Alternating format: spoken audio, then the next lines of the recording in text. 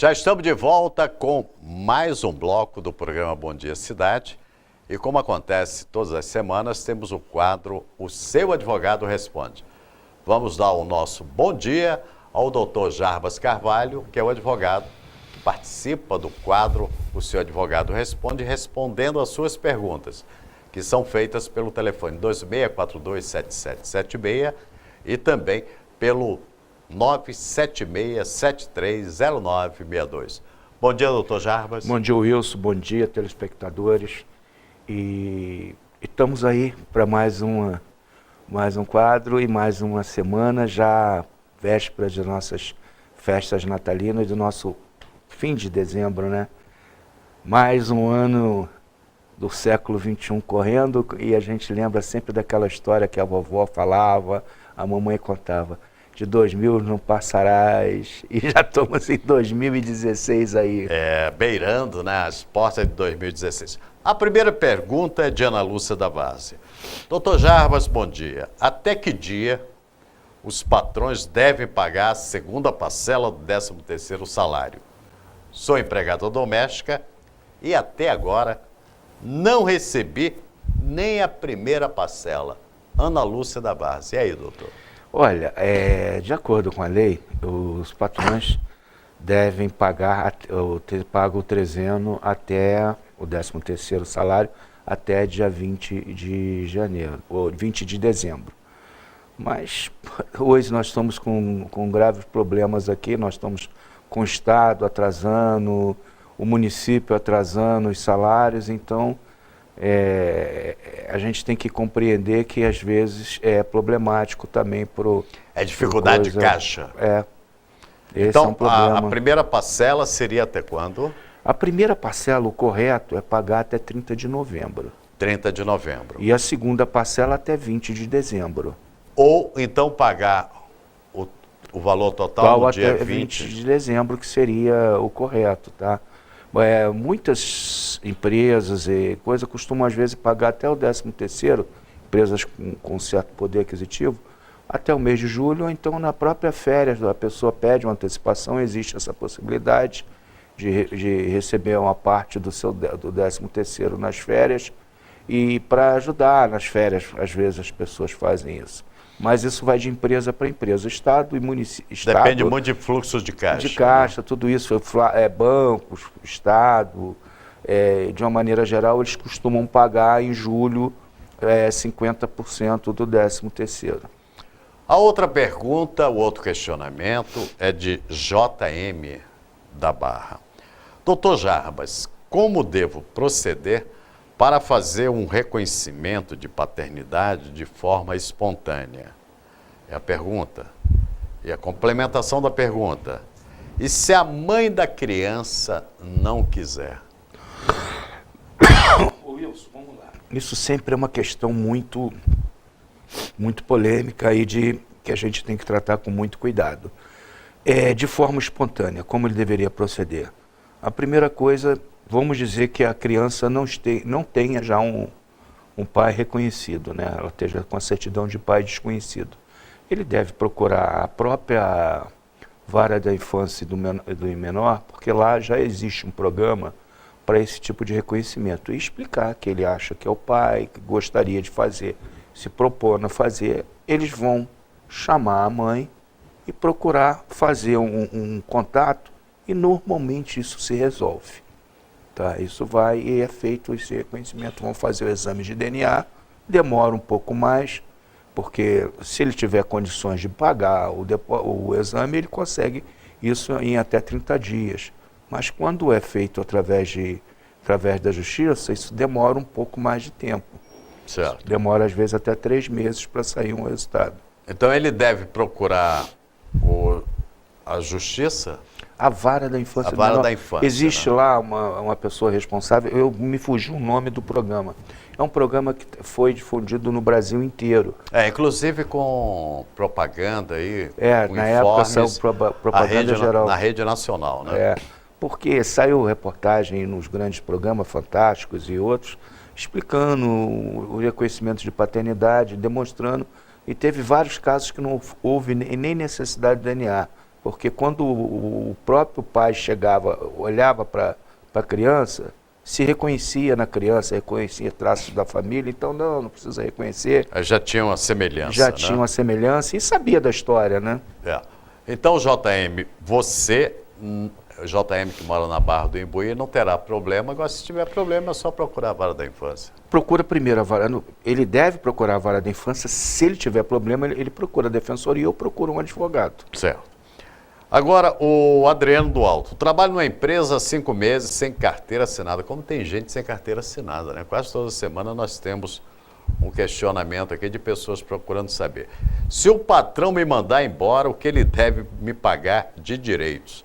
É o Adriano do bairro do Alto. Bem, Wilson, ele tem todos os direitos de um trabalhador que estivesse com a carteira assinada. Então, o patrão ou vai fazer esse acerto com ele por fora, ou vai ter que Pagar por dentro, ou seja, pagar na justiça. Na justiça.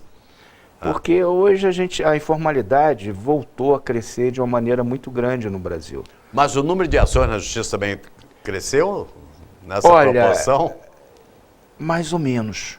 Mais ou menos. Eu esperava um crescimento maior. Mas eu acredito porque eu tiro pelo escritório. A gente teve uma certa diminuição nesse fim de ano. Porque de também o ações número de trabalhistas. empregados diminuiu, né? Mas é os próprios... Porque normalmente as pessoas... Eu acredito que nós vamos ter o início de ano com muitas ações. Mas as pessoas talvez ainda estejam tentando compor, receber de forma amigável, porque de uma maneira geral sempre é melhor essa forma amigável do que um acordo é melhor do que uma briga, né? Uma briga. Agora, doutor Jarbas, é bom deixar claro para os nossos telespectadores, principalmente para os empresários, que ter a carteira do empregado assinada é muito melhor do que não assinar, porque fica inclusive aquela dúvida. No caso do Adriano, ele disse que foram 5 meses, mas se ele disser que é 1 ano, não, mas isso ele vai ter que provar também. Ele vai, questão de matéria de prova, isso normalmente não é algo muito difícil de se provar, que só trabalhou, que você dizer que trabalhou mais tempo, você já tem uma facilidade maior de mostrar a má fé, né? Então, e a má fé na justiça, aquela lei do gesto não funciona. Não, isso aí e os juízes nossos são muito bem preparados, eles logo reconhecem. O patrão mostrou uma coisa simples, como de repente um outro funcionário depondo, mostrando um documento que ele começou a fazer na empresa só naquela data. Então vai ter uma série de coisas. Não adianta usar a má fé na justiça. Não deve salientar. De maneira nenhuma, de ambas as partes, né? Tanto do patronato quanto do empregado, quanto daquele que entrou com a queixa, quanto daquele que é o chamado réu. A Lourdes do bairro de São Pedro disse o seguinte, pergunta: gostaria de saber o que devo fazer para ser ressarcido por um serviço que não foi prestado por uma empresa de telefonia móvel, pois o meu telefone fica mais mudo do que funcionando. E aí? Olha, antes de mais nada, isso é um problema recorrente hoje, porque na hora de vender, as pessoas não estão tão bem preparadas, não se preocupam em ver a necessidade, comparar a necessidade da pessoa com a venda. Então, às vezes, quer fazer aquela venda porque vai ganhar uma comissão e pronto, mais nada. E isso é um problema muito sério. Inclusive, venda por telefone, né? É um problema muito sério. Então, e também tem o outro lado, a própria pessoa também, na hora de comprar, não se preocupa em pesquisar para ver se aquela empresa funciona bem na sua localidade. De uma maneira geral, isso é algo que, inclusive, não deve ser intentado no juizado, porque, às vezes, é motivo de perícia. E esse caso aí, pelo que você me falou, pode ser motivo de perícia. E perícia nós tem que se entrar com a ação na justiça civil. É uma ação muito mais demorada do que no juizado, evidentemente. Essa é uma ação que às vezes demora 3, 4 anos para você conseguir lograr êxito em receber essa ação, mas é algo que não tem outra maneira. Quer dizer, no juizado comum, né? Chamada justiça comum. Nas varas cíveis, né? Porque vai depender de perícia. Juizado civil não existe perícia. tá? Não existe perícia. E você não vai contratar um perito particular para chegar e juntar uma perícia. Certo. Então, porque isso é uma coisa muito cara. A Selma do bairro do Alto, já estamos aí em época de matrícula, né, nas escolas. Ela pergunta se a mensalidade pode ser reajustada em mais de 20%. Olha, Wilson, isso é algo que é sempre motivo de todos os anos de preocupações dos pais, dos colégios e da própria sociedade de uma maneira geral. Existem leis que falam que as associações de pais e alunos, em contato com a direção do colégio, pode chegar a um consenso. Isso é algo muito bonito no papel, a gente vê funcionar muito pouco. Em grandes centros é diferente, existe uma concorrência maior, existe a sociedade, de uma maneira geral, é mais mobilizada, essa associação funciona, mais organizada, né? Muito mais organizada, funciona. Então consegue fazer acordos e chegar a um consenso bom. É algo que eu costumo dizer que é uma ação muito complexa, porque hoje em dia tem a lei da oferta e da procura. Eu outro dia escutei o comentário de um dono de, se não for o maior colégio particular hoje da cidade, está entre os dois maiores, e ele falando que estava com uma inadimplência de quase R$400 mil, as pessoas procurando negociar aquilo de uma maneira parcelada, sem maiores cobranças de juros, e ele estava com menos de quase 40% abaixo de matrícula já para o ano que vão vir. Então, existe uma preocupação do dono das escolas para se manterem abertas e também dos pais para cumprir com as suas obrigações. Né? E, então, acredito eu que, de uma maneira geral, não está tendo campo hoje para esse tipo de coisa que aconteceram há 3, 4, 5 anos atrás, que os colégios simplesmente, de maneira unilateral, estavam aumentando, porque a lei da oferta, da procura era muito maior. Quer dizer, tem que haver a bilateralidade, né? Isso aí não existe, não é? Certo. Não tem mais, nós estamos no século XXI, né? Agora as partes têm que... Porque 20% também está muito acima do INPC, né? Doutor Jarbas, estamos chegando, né, ao final do ano. Eu gostaria de que o senhor vai entrar em recesso também. A Justiça entra em recesso e o quadro, o seu advogado responde também. O senhor desejando aí um Feliz Natal, a sua mensagem de Natal a todos os telespectadores da TV Cidade. Olha, Wilson, o que eu posso desejar aos nossos amigos e colaboradores é que nós tenhamos um ano de 2015 com muita paz e saúde. Como diz o Falabella, o resto a gente consegue fazer.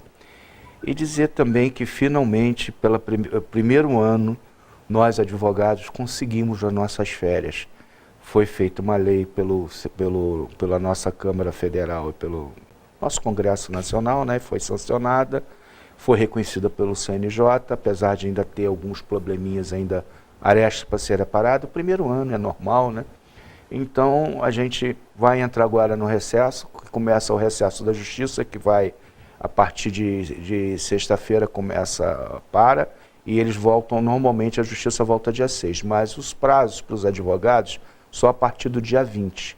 Então, vai ser aqueles 30 dias de férias que todo trabalhador tem, finalmente os advogados vão ter esse direito. Então, nós não vamos ter que nos preocuparmos com prazo, com prazos nada, processuais. Não? Nenhum, todas as audiências suspensas,